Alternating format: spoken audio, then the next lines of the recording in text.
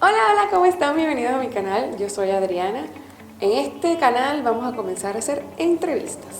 Yo quiero entrevistar a personas que trabajan en las áreas que a mí me apasionan, como lo es la crianza de niños y niñas, como es el crecimiento personal, motivación, fitness también, o algún tema que ustedes me sugieran que les gustaría que entreviste a alguien que maneje el tema. Y nada, porque pienso que el cambio comienza dentro de nosotros mismos. Si tenemos herramientas y cosas que nos faciliten, que nos optimicen, que nos ayuden a progresar en nuestro día a día, es genial. Así que hoy voy a comenzar esta serie de entrevistas. Vamos a ver qué tal sale todo. Los dejo con la entrevista. ¡Chao! No olviden suscribirse y darle deditos arriba a este video, ¿ok? Ok, uno de los temas que más me apasiona es la crianza de los niños y las niñas. Entonces hoy tengo el honor de entrevistar a Eva Al Qallaf. Ella tiene más de 20 años trabajando en el área de educación. Eso le ha permitido trabajar también en el área de crecimiento personal, de acreditación, trabaja para Specialized Solutions, que es una empresa que trabaja dando recursos a padres y a maestros. Entonces ellos tienen unos talleres de crianza que se llama Parenting Step by Step, es como crianza paso a paso. Yo encontré varias preguntas y bueno, vamos a ver cómo sale esto. Hoy estoy de periodista. First, thank you for being here in my house. Let's begin with how did you find your inspiration to become a parenting coach? What inspired you? Thank you, Adriana, and I'm very humble.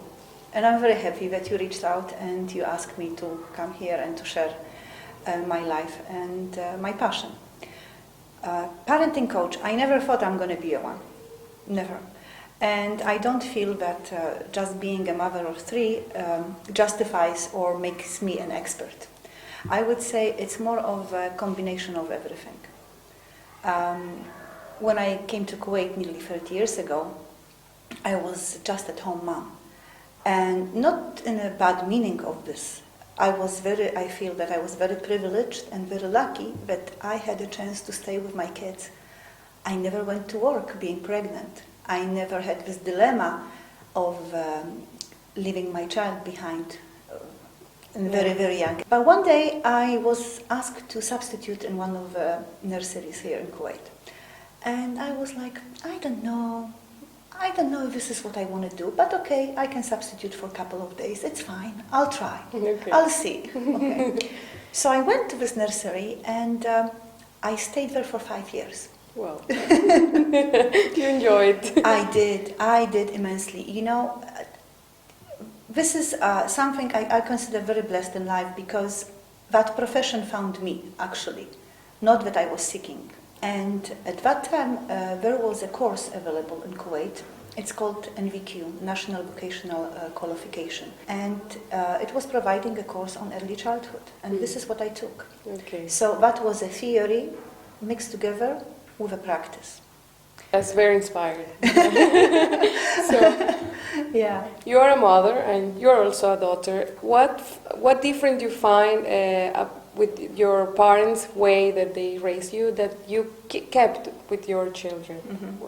What's the difference that you find? I was raised in a very modest way. My parents don't praise. There was always this factor, why it's not more? Why not better? Yes. You know, and I didn't like it. I didn't like it like as a child, and it stayed with me very, very deeply.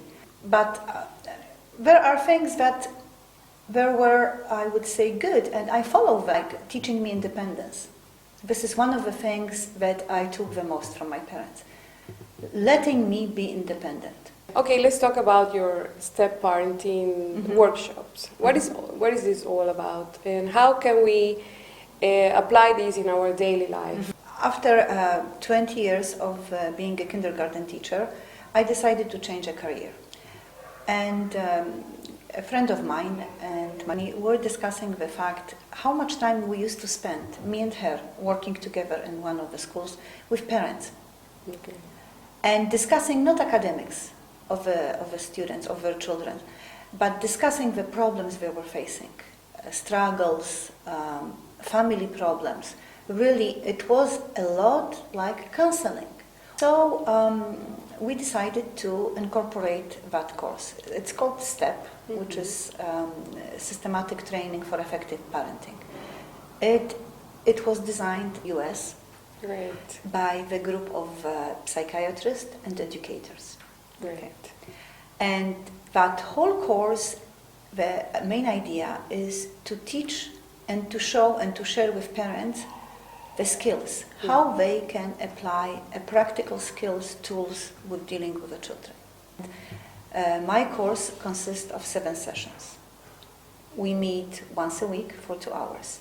Each session covers different topic of the social emotional development of a child. One might argue that it's easy to raise a good child. What about the kids that has one with more challenges, like it requires more patience, more time? How do you advise those parents to continue? I can tell you that we shouldn't label children as a good children and difficult children, okay? There is a reason for each child's behavior. And trust me, children don't wake up in the morning and they don't decide, oh, today I'm going to make mama crazy and I'm going to make baba angry and I'm going to tease my brother and I'm going to make cry my sister. It doesn't happen this way. Sad, not sad, but maybe a disappointing part to the parents is that most of the time we add to the problem. The way we respond to children creates their behavior. We have to start responding differently. Yes. To have this change. And to answer your question, I think their children are trying to tell them something. So maybe instead of concentrating on what we want from them, it was causing maybe. Yes, we have to listen to the kids. They're going to tell us what they want. Yes. There is a reason why they are behaving the way they are behaving. We see the learnings and experiences from all the parents that attend your workshops, and did they feel guilty after you explained them your whole new philosophy, how to approach the child? I could literally see the thoughts coming out of the parents. I could literally see in their eyes, in their faces expression, what runs through their heads. And I'm very happy with that, because that's why they're coming there. Yes, they do feel guilty. But I ask them every time, please be good to yourself. Don't feel bad for the things that happened in the past. You didn't know, you simply didn't know, and don't blame yourself about that. And be open also. And be open, exactly, be open. And this is what it is, getting this understanding. Once understanding is there, parents very logically move on to the next step, which is applying the new methods and new skills, Once they understand, and I will say at 99% that understanding comes instantly. Yes, and the kids are also very cooperative. When you fulfill their needs, and they will be more easy. Children spend at school many hours, and teachers and assistants, they become like a second caregivers after the parents. Yes. They spend a lot of time with us.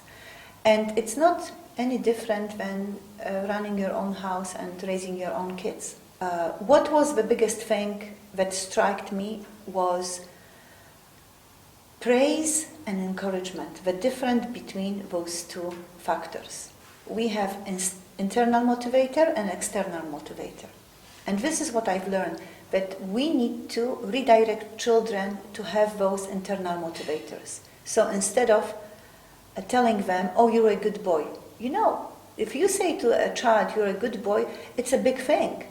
How he's going to live up all the time to be a good boy? But when you tell him, look at your work, look at the effort, you tried so hard to stay between the lines. How do you feel about it? Just ask them, how do they feel about it? That's internal motivator. Let them feel good for themselves. And not to please. Not to please anybody, that's the thing. Otherwise, we have machines. They're going to be doing everything to please us. Why? It's their life. It's their learning process, not ours. Yeah. Tell us about your upcoming events and workshops. Upcoming events and workshops. At the moment, just last week, I started a new group at the Promenade Mall. It's early childhood. And I'm hoping and I'm planning on starting another group from April 8th. I would like to invite parents of a little bit older children. Okay. Yes, because the parenting courses that I facilitate, they are divided into 3 age categories. The most popular and the highest demand are the one for early childhood, children under 6. But I would say equally important are the children from 6 to 12. That's come to my question that is it too late if the child is already a teenager or pre-teenager to change all these methods, because they tend to be more autonomy or tend to be, like... Yes, they're already grown and everything. You know what? Like I said earlier, many times people that are attending my early childhood classes are telling me, why do you call it early childhood? We use these tools dealing with our husbands, with our families, with our co-workers. And it is very, very universal. It's all about human behavior, about responses. So you deal with a 3-year-old and you deal with a 16-year-old. Really, you can use the same tools. But there is one thing. You have to know the social emotional development. And that part is very, I would say, forgotten part. Yes. People don't take an importance of knowing social emotional development. When you talk to the parents, it's mostly the first steps, when they start eating solid food, when do we start potty train, this kind of milestones. But each age group has a different social emotional growth, and that is the key.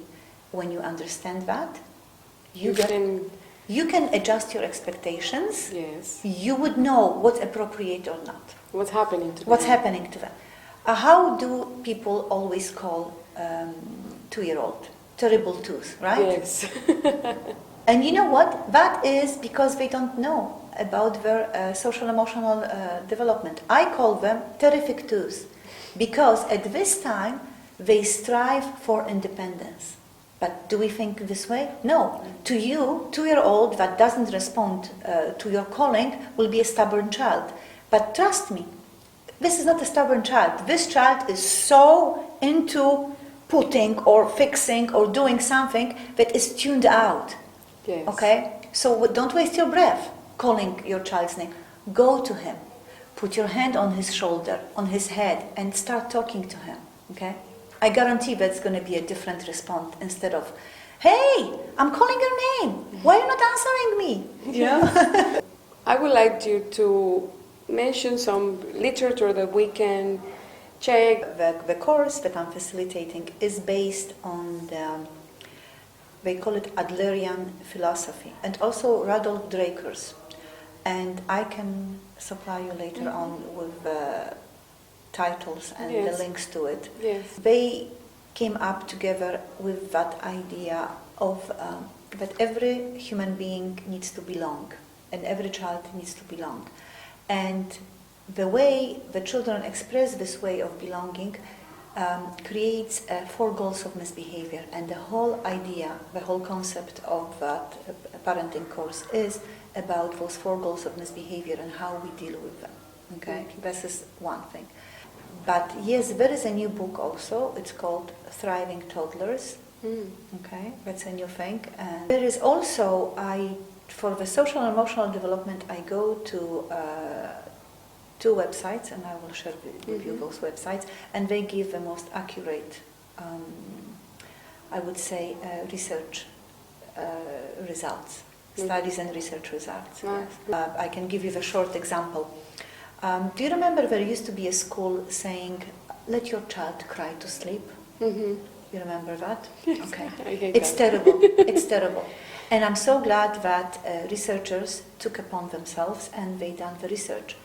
And it shows that the child that cries him or herself to sleep will fall asleep eventually. but their brain is still on the highest level of stress until next day. They wake up and they are still in stress, and the very deep stress. And I'm so glad that we can prove it scientifically that it's wrong, okay? When your child cries, you need to hold your child. And your child is not manipulating you. Bueno, terminamos. Thank you, Eva. Thank you very much. Thank you. Bueno, yo voy a dejar subtítulos allá abajo para que los que no hablan inglés, les voy a dar subtítulos en español para que entiendan todo lo que hemos hablado. Y bueno, muchas gracias. Les mando muchos besos y besos a sus bebecitos y nos vemos en el próximo video. Chao. Chao.